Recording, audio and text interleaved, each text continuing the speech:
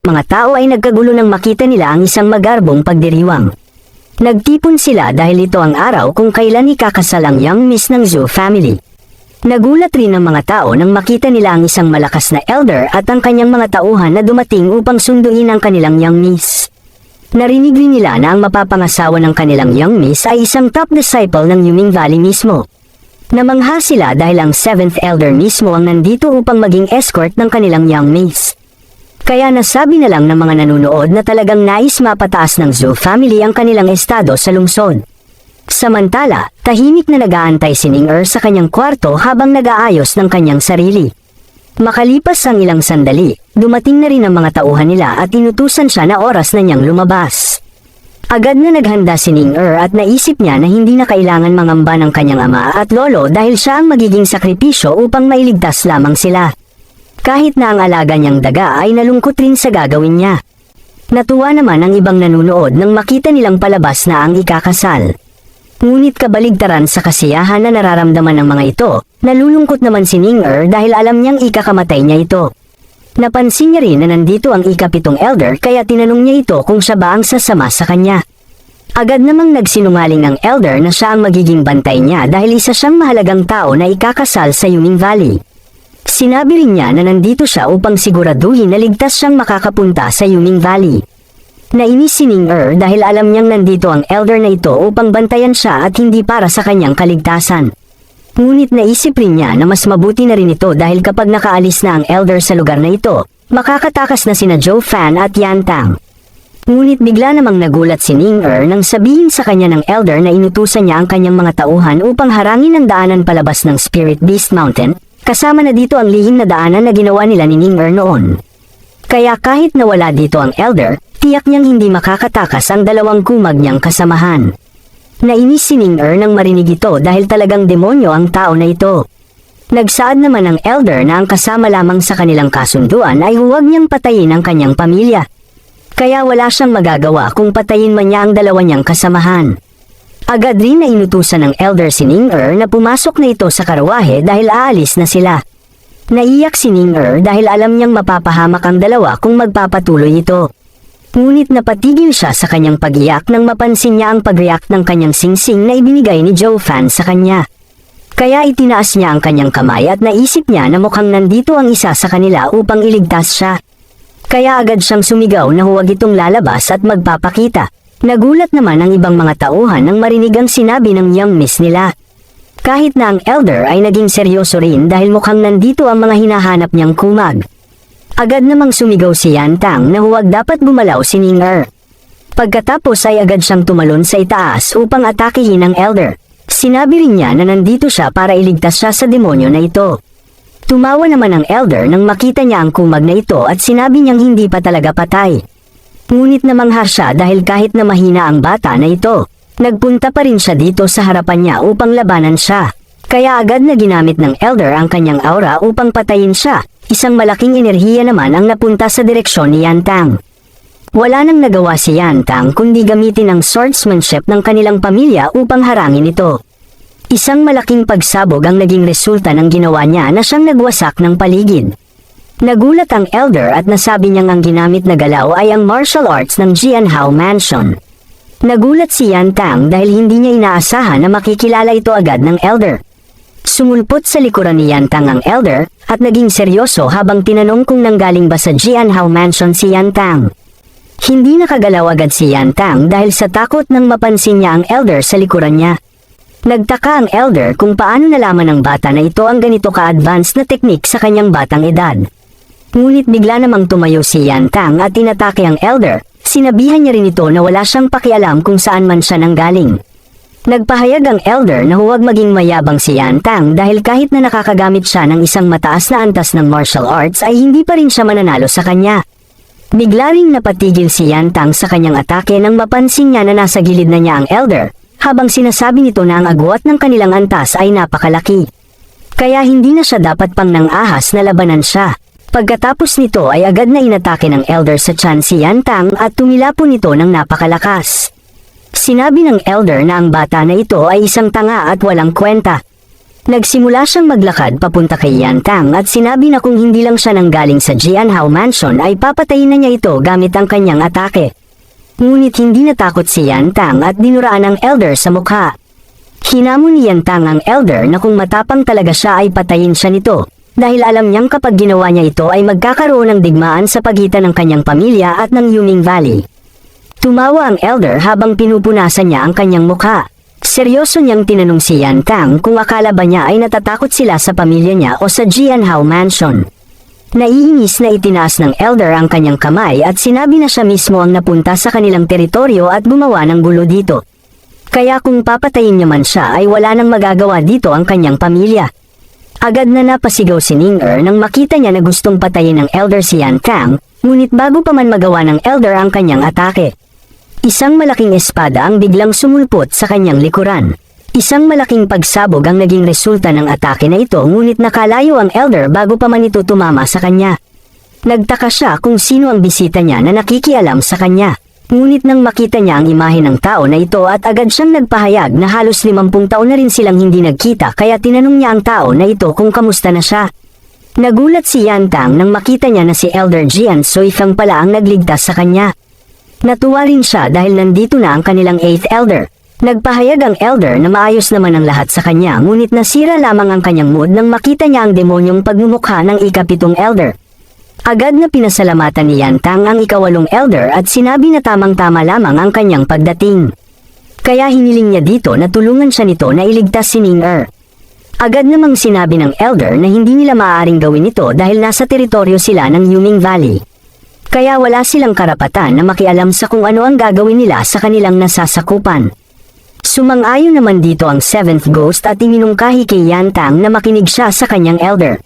Dahil kung patuloy silang makikialam, siguradong magiging malaki ang pinsala na maaari nilang makuha. Sinabi rin niya na ang magandang halimbawa nito ay ang kanyang elder. Tumawa ang elder at sinabi na kung hindi lamang nakialam ang kanyang elder noon, tiyak na hindi siya mawawala ng 3 daliri sa kanyang mga kamay. Nagulat naman dito si Yan Tang nang marinig niya ito. Nainis ang ika-8 elder at sinabi na kung hindi lang siya nagtiwala noon. Hindi ito mangyayari sa kanya. Agad namang tumawa si Yang Ming at sinabi na huwag nang magdahilan ang elder. Dahil alam niyang naging tanga ang elder noon nang ma-inlove siya sa isang babae na kasapi ng Yuming Valley. Kaya sa huli, nahuli siya mismo ng kanilang sect at kinailangan pa mismong magbayad ng kanilang patriarch ng 3 lungsod upang mapalaya lang siya. Kung hindi siya naging gaaman sa pag-ibig, hindi ito mangyayari sa kanya. Kaya ang naging resulta nito ay ang pagkawala ng kanyang 3 daliri na simbolo ng katangahan niya. Nainis dito ang ika-8 elder at sinabihan si Yang Ming na huwag itong makialam sa kanila.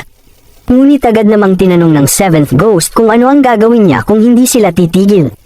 Pinagyabang niya rin na 50 taon na ang nakaraan ay hindi siya nanalo sa kanya at ngayon ay mas naging malaki pa ang agwat nila.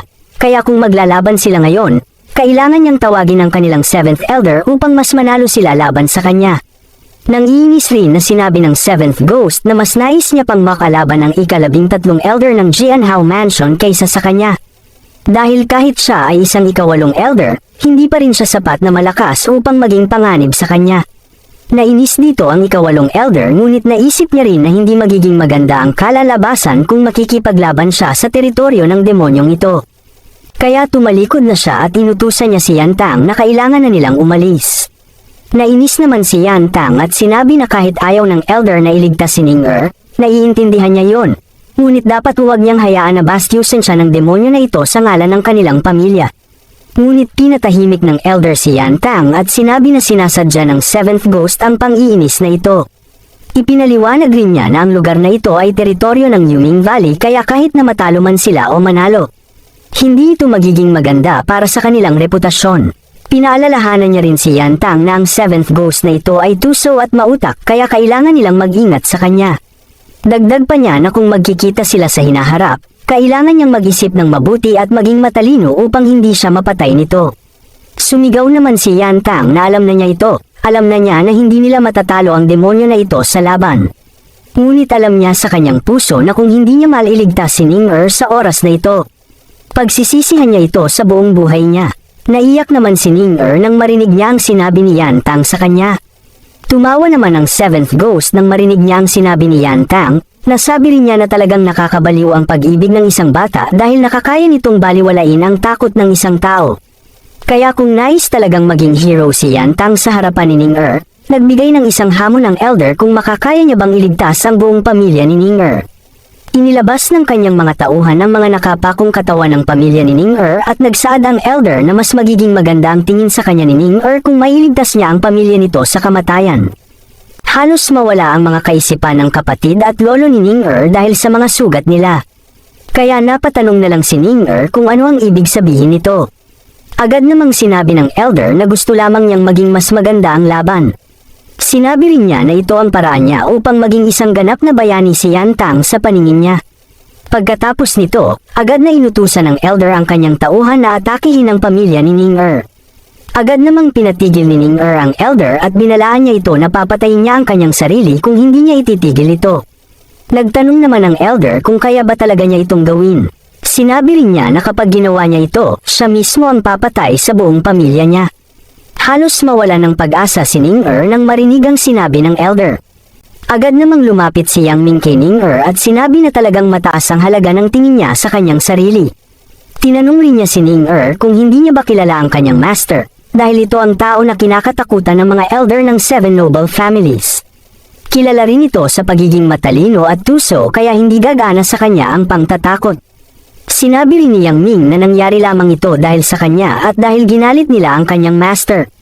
Kaya kahit ano ang gawin niya, hindi siya mananalo sa kanyang master. Naiyak si Ning-er dahil napagtanto niya na ang lahat ng ito ay resulta ng pagtakas niya sa kanyang pamilya. Kaya napatanong na lang siya kung ano pa ang magagawa niya ngayon. Ngunit bigla namang nagkagulo ang lahat nang mapansin nila ang isang tao na papalapit sa kanila mula sa kalangitan. Umilo ang singsing na hawak ni Yan Tang kaya natuwa siya dahil talagang nagpunta dito si Zhou Fan. Namangha si Ning-er nang makita niya ang kakaibang pakpak ng kanyang brother Zhou Fan. Tumawa ang ating bida at sinabi na nagkita sila muli ng ika-7 elder. Nagsaad siya na sa huling laban nila ay natalo siya laban sa kanya ngunit sa pagkakataon na ito, sisiguraduhin niyang siya naman ang mananalo. Nagtaka ang elder nang makita niya ang kumag na ito, ngunit nang makita ni Zhou Fan ang kanyang reaksyon, sinabihan niya ito na huwag mag-alala dahil ito na ang magiging katapusan niya. Habang bumababa ang ating bida, tumawa ng malakas ang elder dahil talagang gumamit pa ng isang equipment si Zhou Fan upang makalipad lamang. Natuwa rin siya dahil tama nga ang kanyang hinala na hindi rin ito namatay sa Spirit Beast Mountain. Mas kinainis ng elder na umunlad ang antas ng cultivation ni Zhou Fan sa antas ng Bone Forging Realm. Nagtaka naman ang ika-8 elder dahil kakaiba ang aura na nilalabas ng batang ito. Dahil kahit siya ay isang martial artist na nasa antas na ng Heavenly Realm, nakaramdam siya ng matinding pressure sa kanyang aura. Alam niya rin na nasa antas pa lang ng Bone Forging Realm ang ating bida ngunit makikita sa kanya ang matinding kumpiyansa, kaya tinanong niya si Yan Tang kung sino ang tao na ito. Agad namang sinabi ni Yan Tang na ito ay ang kanyang kaibigan. Sinabi rin niya na kahit isang demonyo ang tao na ito ang taong pinakatapat niyang kaibigan. Nagulat ang elder dahil ngayon lamang niya narinig na may pinagkatiwalaan ang kanyang young master. Kaya sa tingin niya, hindi normal na tao ang batang ito. Naisip niya rin na kailangan niyang pagtuunan ng pansin ng mabuti ang batang ito upang malaman kung ano ang tunay niyang kakayahan. Samantala, napansin ng elder ang kakaibang aura na nilalabas ni Zhou Fan ngunit naisip niya na maaaring isa lamang itong palabas upang matakot sila sa kanya. Ngunit hindi niya may kakaila na sa bilis ng pagtaas ng antas ng batang ito, may tuturing rin itong halimaw. Kaya inutusan niya ang kanyang disciple na si Yang Ming na tapusin ang tao na ito. Ngunit nag-alangan si Ning-er at napuno ng takot ang kanyang mga mata.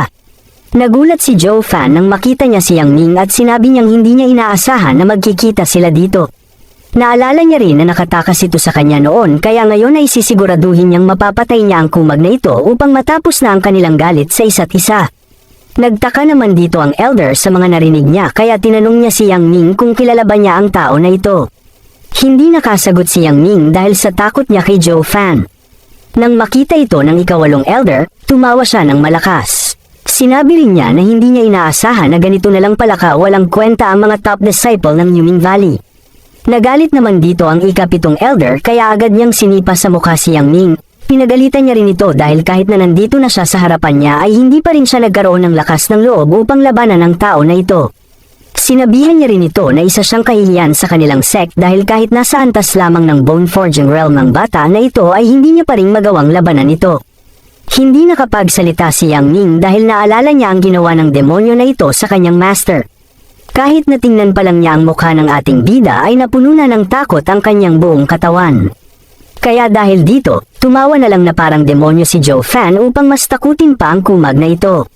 Naging epektibo naman ang ginawa ni Joe Fan dahil mas napuno ng takot ang mukha ni Yang Ming. Agad na gumapang si Yang Ming papalapit sa kanyang master at ipinaalam niya sa kanya na ang tao na ito ay ang butler ng Lu Clan. Siya ay si Joe Fan, ang pumatay kay Elder Jane at Elder Yun. Nagulat naman dito ang Elder at hindi siya makapaniwala na ito pala ang kumag na hinahanap nila. Kaya naisip na lang niya na ito pala ang dahilan kung bakit takot na takot si Yang Ming sa kanya. Sa tingin niya, nagkaroon ng matinding trauma si Yang Ming dahil sa pagpatay ni Joe Fan sa kanyang master noon kaya nagkaroon ito ng matinding takot sa kanyang puso sa tuwing makikita niya ang bata na ito.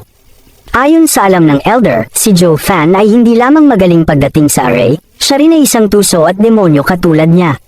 Nasabi rin niya na hindi na niya ikinagulat ang pagkamatay ng dalawang Elder na ito sa kanya dahil kahit siya ay muntikan na ring mamatay dahil sa patibong na ginawa ng bata na ito. Kaya upang mawala ang takot ni Yang Ming sa kanya, dapat niyang ipakita na basura lamang sa kanila si Joe Fan. Kaya agad niyang inutusan ng ibang niyang tauhan na kung sino man ang makakahuli kay Joe Fan ay bibigyan niya ng magandang gantimpala. Agad namang nagpresenta ang isang lalaki at sinabi niyang siya na ang bahala dito. Ang lalaki na ito ay nasa antas na ng level 6 Bone Forging Realm habang si Joe Fan ay nasa unang antas pa lamang. Natuwa naman dito ang Elder at sinabihan niya si Yang Ming na manood ito ng mabuti dahil ipapakita niya sa kanya na ang array lamang ang kayang gamitin ni Joe Fan. Ngunit sa ganitong sitwasyon na wala siyang array na nagawa, wala rin siyang lakas na magagamit kaya isa lamang siyang basura sa mga oras na ito. Sinabi rin ng Elder na kung mahuli na ng kanyang kapwa disciple si Joe Fan, ibibigay niya mismo sa kanya ang pagkakataon na mapatay ang kumag na ito. Natuwa naman si Yang Ming nang marinig ang sinabi ng kanyang master. Napahanga naman ang ikawalong Elder sa katalinuhan ng ikapitong Elder dahil nakahanap ito ng paraan upang matanggal ang takot ng kanyang disciple kay Joe Fan. Tinanong niya rin ang kanyang young master kung ano ang gagawin niya dahil nasa panganib na ang kanyang kaibigan. Tumawa si Yan Tang at sinabi niya na batay sa kumpiyansa na ipinapakita ni Joe Fan, alam niyang hindi magiging problema sa kanya ang kalaban na ito. Agad namang naglakad ang bantay at natuwa rin siya dahil isang mahina lamang ang kanyang huhulihin. Nagyabang rin siya dahil sa kanyang gagawin ay magkakaroon siya ng gantimpala mula sa ikapitong Elder. Tumawa si Joe Fan at sinabi niya na ang tulad niyang tao na handang mamatay para lamang sa pera o gantimpala ay ang naunang mawala sa mundong ito. Kaya kung nais niyang mamatay, siya na mismo ang gagawa nito para sa kanya. Agad namang umatake ang bantay at sinabi niya na dahil mahina lamang ang ating bida, gagamitin lamang niya ang kanyang suntok upang patayin ito. Hindi naman nagatubiling umiwas si Joe Fan sa suntok na ito, at isang malakas na pasabog ang nangyari nang tumama ang suntok ng bantay sa ating bida. Kaya nabahala na lang si Yan Tang at Ning nang makita nila ito. Kahit na ang ikapitong Elder ay kumpiyansa rin na ikamamatay na ng ating bida ang atake na ito. Kaya nagulat na lang sila nang marinig nila ang matinding sigaw ng bantay at ang sira nitong mga kamay matapos tumama ang kanyang suntok sa katawan ng ating bida. Tumawa ng malakas si Joe Fan at pagkatapos ay agad niyang hinawakan ang bantay at sinuntok niya ito ng malakas. Bumagsak naman ang bantay sa sahig at dahil dito ay natatawang tinanong ng ating bida kung ito lang ba ang kaya niyang gawin. Ang Elder ay hindi rin inaasahan na matatalo lang ni Joe Fan ng ganito kadali ang kanyang tauhan. Kaya nasabi na lang niya na talagang isang halimaw ang ating bida. Natawa naman dito ang ating bida. Ngunit bigla na lang siyang nagulat nang makita niya ang sandata ng Elder na lumabas sa sahig hanggang sa hulihin siya nito. Nagtanong naman ang Elder kung inaasahan na ba ito ng ating bida, na ito ang mangyayari sa kanya. Alam niyang pupunta dito si Joe Fan upang iligtas si Ning kaya naghanda na siya ng mga patibong upang mapatay pa siya. Nangamba naman ang ikawalong Elder dahil mapanganib ang sitwasyon ni Joe Fan, lalo pat isang level 4 demonic treasure ang gamit na sandata ng Elder kaya tiyak niyang mahihirapan siyang makawala. Hindi rin inaasahan ng Elder na gagawin ng 7th Ghost ang ganitong patago na pag-atake kahit na nasa antas siya ng Heavenly Realm kahit na maraming tao ang nanunood. Tumawa naman ang ating bida at sinabi niya na ang ganitong pag-atake ay hindi maganda para sa isang Elder na katulad niya. Kaya tinanong niya ito kung hindi ba siya natatakot na baka mabahira ng kahihiyan ang reputasyon ng Yuming Valley. Nagpahayag naman ang Elder na sa kanilang imperyo, kaunti lamang ang taong tinuturing niyang mapanganib para sa kanya at sa ayaw niya man o hindi, isa si Joe Fan sa mga taong ito. Kaya nasabi na lang niya na hindi niya maaaring maging mayabang kapag kaharap niya ang ating bida. Pinuri naman ng ating bida ang pagiging tuso at matalino ng Elder kaya nasabi na lang niya na talagang nakakamangha ito. Seryosong sinabi rin niya na sa ngayon ay wala siyang plano o patibong na inihanda dahil nais lamang niyang matalo ang Elder gamit ang kanyang totoong lakas. Ngunit inamin rin niya na hindi niya inaasahan na magiging ganito kaingat ang Elder sa kanya. Nagalit naman ang Elder dahil sa pagiging mayabang ng ating bida kaya sinabihan niya ito na wawasakin niya ang katawan niya hanggang sa wala nang matira dito. Nagsaad naman ang ating bida na sa tingin niya ay natatakot lang sa kanya ang Elder dahil batay sa kanyang ugali. Alam niyang papatayin agad ng Elder ang mga kalaban na mapanganib para sa kanya. Ngunit sa mga oras na dumating siya sa lugar na ito, hindi agad gumalaw ang Elder upang gawin ito. Ang mas malala pa ay ginamit pa niya ang kanyang tauhan upang atakihin siya para masubukan lamang ang lakas niya. Kaya alam ni Joe Fan na ginagamit lamang niya ang pagkakataon na ito upang mawala ang takot sa puso ng kanyang disciple. Ngunit ang problema lamang ay natalo niya ng walang kahirap-hirap ang tauhan niya kaya nandito sila ngayon sa ganitong sitwasyon. Nagulat naman si Yang Tang at ang kanyang Elder nang marinig nila ang sinabi ng ating bida. Naisip rin ng Elder na tama ang kanyang hula kanina na hindi nagbibiro ang Elder sa kanyang plano upang mawala ang takot sa puso ng kanyang disciple kaya ginawa niya ang palabas na ito. Ngunit namangha ang Elder sa ating bida dahil kahit na maganda ang plano na ginawa ng 7th Elder, nalaman niya pa rin ito. Kaya nasabi na lang niya na matalino rin ang bata na ito at kasing tuso niya rin ang 7th Elder pagdating sa mga patibong. Hindi naman natakot ang Elder kahit na nalaman ng ating bida ang kanyang plano. Sinabi niya rin dito na kahit na nalaman niya ito ay nahulog pa rin siya sa kanyang patibong kaya wala na siyang magagawa pa sa mga oras na ito. Dahil hanggat napalibutan siya ng kanyang sandata, kaya niyang patayin si Joe Fan nang walang kahirap-hirap. Tumawa naman ng malakas si Joe Fan nang marinig ito at sinabi niya na matalino ang Elder noon ngunit ngayon parang naging tanga na siya. Tinanong rin ni Joe Fan sa kanya kung sa tingin niya ba talaga ay hahayaan lang niyang mahuli siya nito ng basta-basta kahit na alam na niya ang plano niya. Isang malakas na enerhiya ng lilang kidlat ang ginamit ni Joe Fan kaya nawala ang pagkakahawak sa kanya ng sandata ng Elder. Sinabihan rin niya ang Elder na tingnan niya ng mabuti ang tunay niyang lakas. Nagulat naman ang Elder sa kanyang nakita dahil ang pakpak na gamit ni Joe Fan ay isang level 6 flying demonic treasure. Napagtanto niya rin na hindi lamang normal na equipment ang gamit ni Joe Fan dahil sa lakas ng enerhiya na nilabas ng pakpak na ito.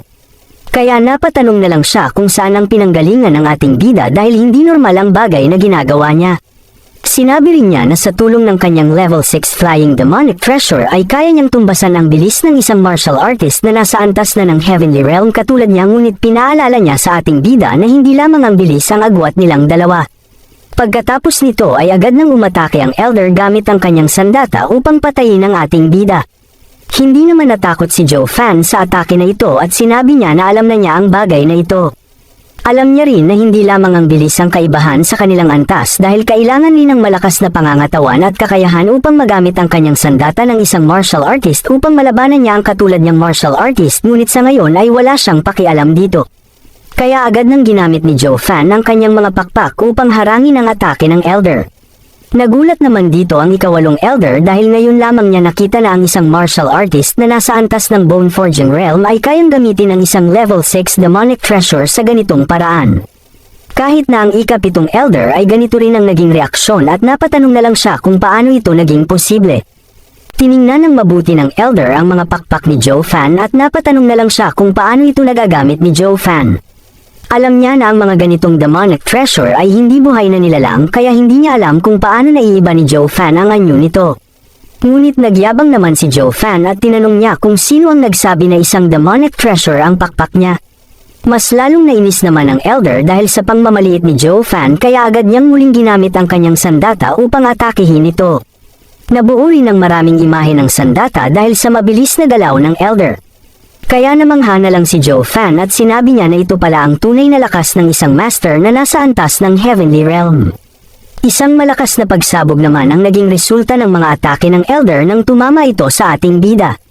Nangamba naman si Yan Tang matapos niyang makita ang malakas na atake ng Elder ngunit mas nagulat na lang siya nang makita niyang hindi man lang nagalusan si Joe Fan sa atake na yon. Agad naman na ginamit ni Joe Fan ang kanyang mga pakpak upang alisin ang mga usok sa kanyang paligid. Ngunit napansin niya rin na muling umatake ang elder sa kanya mula sa kanyang likuran. Kaya agad muli na iniba ni Joe Fan ang anyo ng kanyang pakpak at hinawakan niya ang dalawang sandata na ito. Nang makita ito ng elder, agad naman niyang ginamit ang pagkakataon na ito upang atakihin si Joe Fan mula sa taas. Tumawa rin siya ng malakas dahil nauto na naman niya ang ating bida at sa ngayon ay buhay niya ang magiging kabayaran nito. Ngunit nagulat naman ang elder nang biglang mawala si Joe Fan sa harapan niya. At ang mas malala pa ay isang ilusyon lamang ang nataman niya sa kanyang atake. Agad rin na gumawa ng distansya si Joe Fan sa elder at nagpunta ito sa likuran niya na siyang hindi inaasahan ng elder. Agad naman na umatake si Joe Fan habang hindi pa nakahanda ang depensa ng elder. Ngunit agad naman na huminto ang atake ng ating bida dahil napigilan ito ng kanyang mga sandata.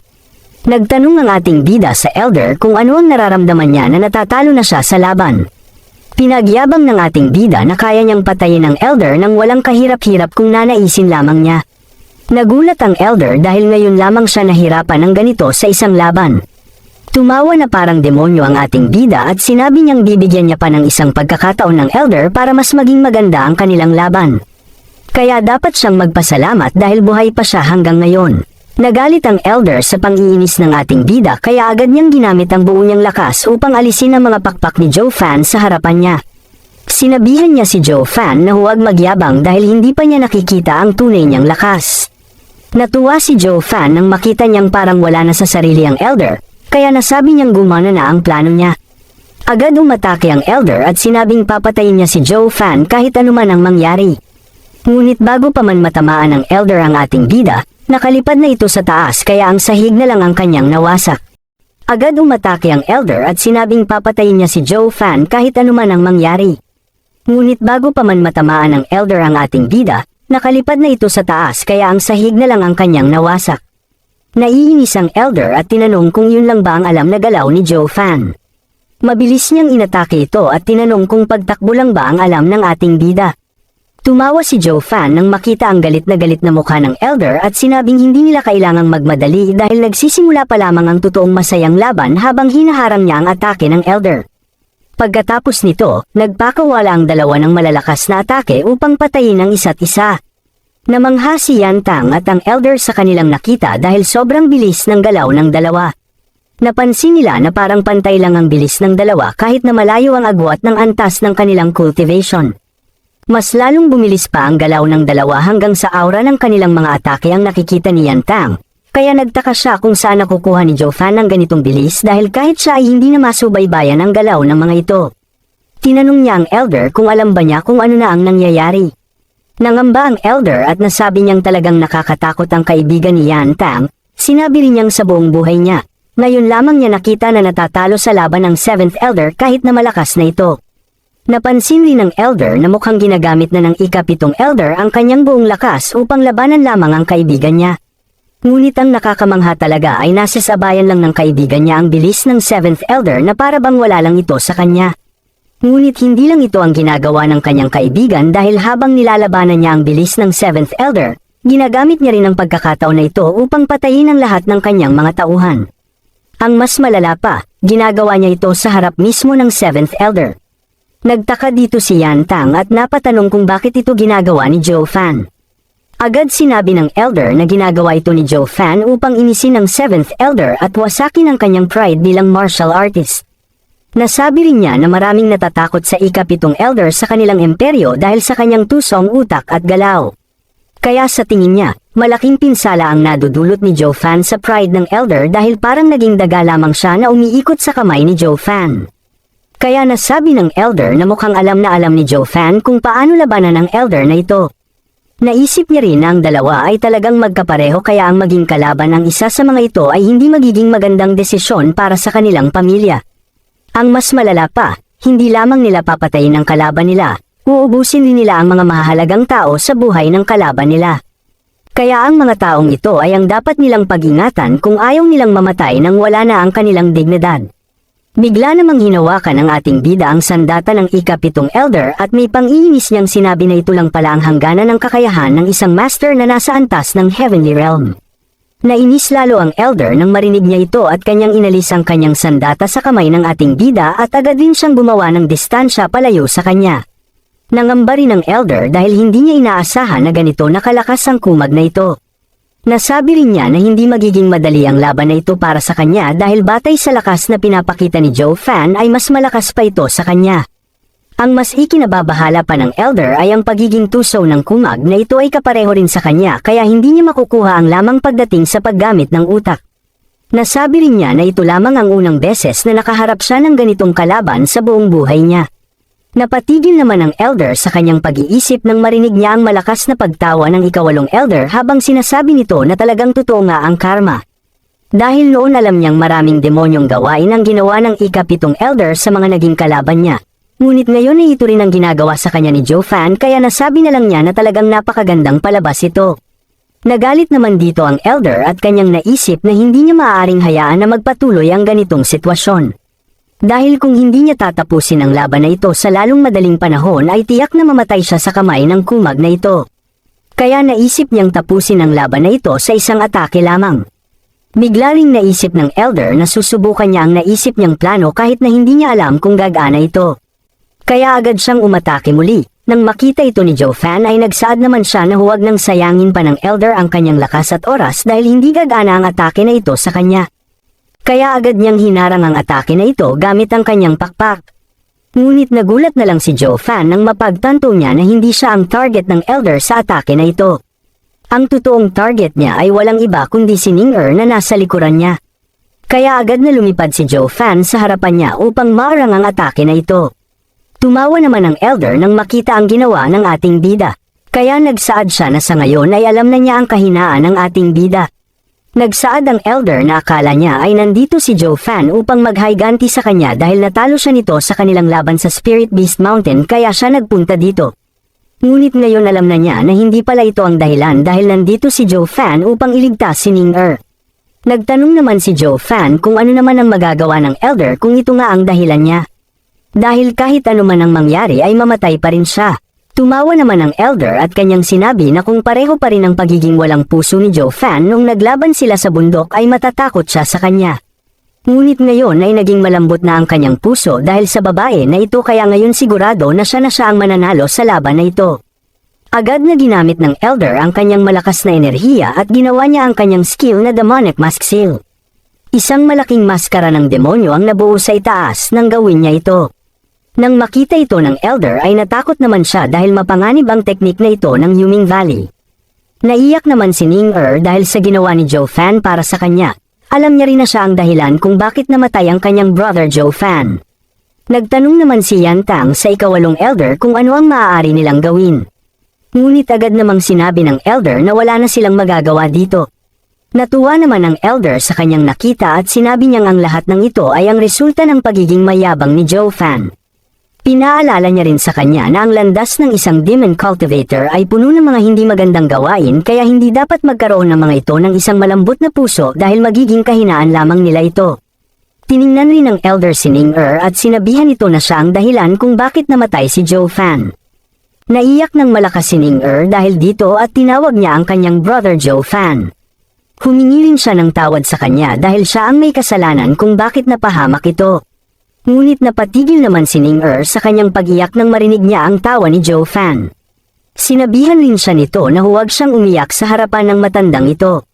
Dahil habang lalo siyang nagdurusa, mas nagiging masaya ang kumag na ito. Nagulat naman sila Yan Tang nang mapagtanto nila na buhay pa si Joe Fan. Kahit na ang elder ay nagulat rin at nasabi niyang imposible ito. Dahil alam niyang dapat naubos na ang kaluluwa ni Joe Fan nang tumama ang kanyang atake. Nagsaad naman ang ating bida kung sa tingin ba talaga ng elder na mamamatay siya sa walang kwenta niyang atake. Agad namang ginamit ni Joe Fan ang kanyang apoy na natanggap niya sa imahe noon kaya siya ay hindi napinsala ng atake na ito. Nasabi rin niya na talagang tanga ang elder kung umasa siyang mananalo siya laban sa kanya. Nagtanong rin si Joe Fan kung ano ang magagawa ng kanyang utak laban sa kanyang ganap na kapangyarihan. Ginamit rin ni Joe Fan ang kanyang kakayahan na The Amalgamation of Heaven and Hell upang kontrolin ang atake ng elder sa kanyang kamay, hanggang sa mabuo ang isang bola ng enerhiya sa kanyang kamay. Sinabi rin ni Joe Fan na kung wala nang ibang tinatagong kakayahan ng Elder at ito na ang hangganan ng kanyang mga tusoong patibong, ay siguradong hindi siya mananalo sa kanya. Nakatawa ring sinabi ng ating bida na magiging seryoso na siya ngayon sa laban. Tumawa naman ang Elder sa sinabi ng ating bida at tinanong niya ito kung talagang hindi pa siya seryoso kanina sa mga atake niya. Sinabihan niya rin ito na tigilan na nito ang pagmamayabang dahil alam niyang wala nang ay lalakas pa ang ating bida.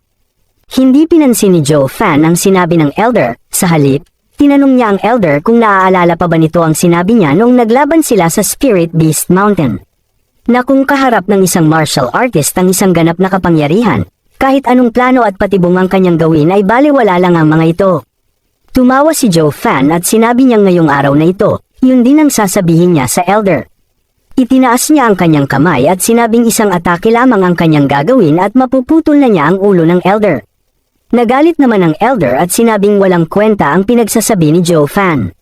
Ngunit napagtanto rin ng Elder na ang mga pinaparanas sa kanya ni Joe Fan na mga atake mula pa kanina ay ang mga bagay na mangyayari sa kanya kapag nakaharap siya ng isang ganap na kapangyarihan. Kaya nasabi na lang ng Elder na ang lahat ng kanyang kaalaman ay walang kwenta sa harap ng batang ito. Naiinis ang Elder dahil kahit gamitin niya ang lahat ng kanyang talino, parang pinamumukha pa rin sa kanya ni Joe Fan na wala itong kwenta para sa kanya. Kaya napagtanto ng Elder na mali ang akala niya kanina na nandito si Joe Fan upang iligtas si Ning-er, nandito siya upang maghayganti sa kanya at ipamukha sa kanya ang kanilang agwat. Ang masaklap pa, natatalo siya ng kumag na ito sa palakasan ng utak kahit na ito ang pinakamalakas niyang kakayahan. Nangamba naman ang ikawalong Elder dahil napaka-demonyo ng Joe Fan na ito. Nasabi niya na mukhang mas demonyo pa ang batang ito kumpara sa ikapitong Elder. Nasabi rin niya na mukhang mas magiging mapanganib pa ang batang ito sa hinaharap kumpara sa 7th Elder at kay Zhu Zheliang ng 7 Nobles. Bigla namang naging seryoso si Joe Fan at tinawag niya ang atensyon ng Elder. Nagtaka ang Elder kung ano ang nais gawin ng kumag na ito, ngunit siya ay naalarma nang sabihan siya ni Joe Fan na kailangan niyang ihanda ang kanyang sarili sa gagawin niya dahil mararanasan niya ang kahulugan ng isang ganap na kapangyarihan. Pagkatapos nito, agad na lumipad si Joe Fan upang atakihin ang Elder. Nangamba naman ang Elder nang makita niya ang mabilis na atake ni Joe Fan kaya agad niyang ginamit ang kanyang sandata upang harangin siya. Ngunit mabilis na naiwasan ni Joe Fan ang mga atake ng sandata at sinabihan niya ang Elder na talagang hindi pa niya naiintindihan na baliwala lamang sa kanya ang atake na ito. Nalampasan ni Joe Fan ang mga sandata at sinabi niyang hindi nagagana sa kanya ang mga atake ng Elder kaya sinabihan niya ito na maghanda. Ngunit hindi naman natakot ang Elder dito, sa halip, natuwa pa siya dahil nahulog sa bitag niya si Joe Fan. Agad niyang ginamit ang ikatlong sandata niya, ang third yin yang dem ini, at tinanong niya si Joe Fan kung inaasahan niya ba ang atake na ito. Ngunit hindi naman natakot si Joe Fan dito at muli niyang sinabi na wala siyang pakialam sa kanyang huling atake dahil ang ganitong mga patibong ay walang kwenta sa harap ng kanyang ganap na kapangyarihan. Pagkatapos ay agad na inilabas ni Joe Fan ang kanyang demonic baby na naging ginto na dahil sa Diamond Quicksand. At sinabi niyang ito na ang magiging katapusan ng Elder. Agad na nabasag ang sandata ng Elder dahil sa demonic baby ni Joe Fan kaya siya ay nagulat. Naputol rin ng demonic baby ang kanyang balikat kaya napasigaw na lang sa sakit ang Elder at wala na itong nagawa pa. Nang makita ito ni Joe Fan, agad siyang nagpatuloy sa kanyang pag-atake upang patayin na ang Elder. Ngunit hindi naman agad sumuko ang Elder at ginamit niya ang kanyang huling sandata upang makipagsabayan ng atake kay Joe Fan. Naisip niya rin na kahit pa mamamatay man siya sa laban na ito, hindi niya hahayaan na matatalo lamang siya gamit ang isang galaw mula sa kumag na ito. Alam niya na mas mahina ang cultivation ng kumag na ito kaysa sa kanya, kaya hindi niya hahayaan na matalo lang siya nito sa isang galaw lamang. Naiisip niya na kailangan lamang niyang maarang ang atake ng kumag na ito.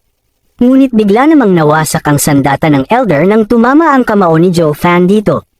Mas lalong nainis ang Elder dahil alam niyang hindi siya mamamatay ng payapa kung isang galaw lamang ang gagamitin ni Joe Fan na ito upang patayin siya. Ngunit tulad ng inaasahan ng Elder, nabigo siya na harangin ang atake ng ating bida kaya ang kanyang buong katawan ay nabutas dahil sa suntok ni Joe Fan. Isang malaking pagsabog rin ng malakas na enerhiya ang nasaksihan ng lahat dahil sa suntok na ito. Kahit na ang Elder at si Yang Tang ay nagulat sa kanilang nakita, habang si Ning-er naman ay namangha dahil sa wakas ay matatapos na ang laban na ito. Lumabas naman ang dugo sa katawan ng Elder at nagtatakang tinanong niya kung anong klaseng halimaw ang ating bida kaya nagawa niya ito.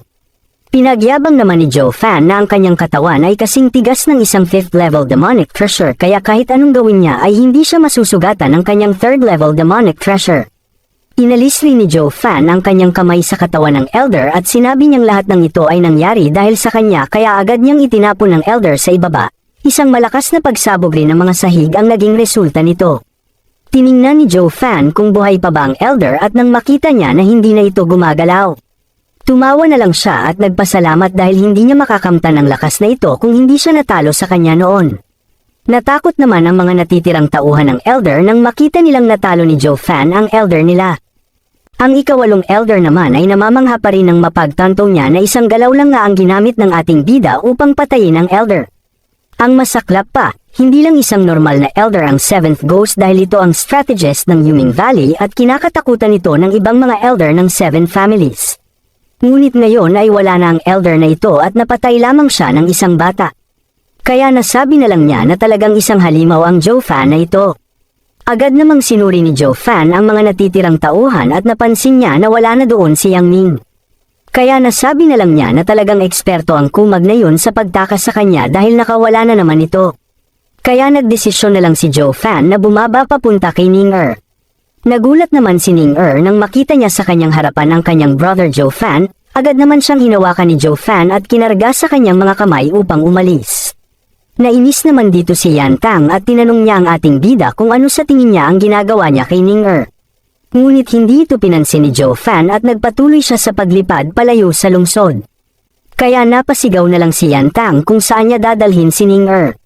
Samantala, nilapitan naman ng Elder ang walang buhay na katawan ng 7th Ghost at sinabi niyang hindi niya inaasahan na makikita niya sa ganitong sitwasyon ang demonyo ng kanilang imperyo, kaya nasabi na lang niya na talagang nakakamangha ang mundong ito.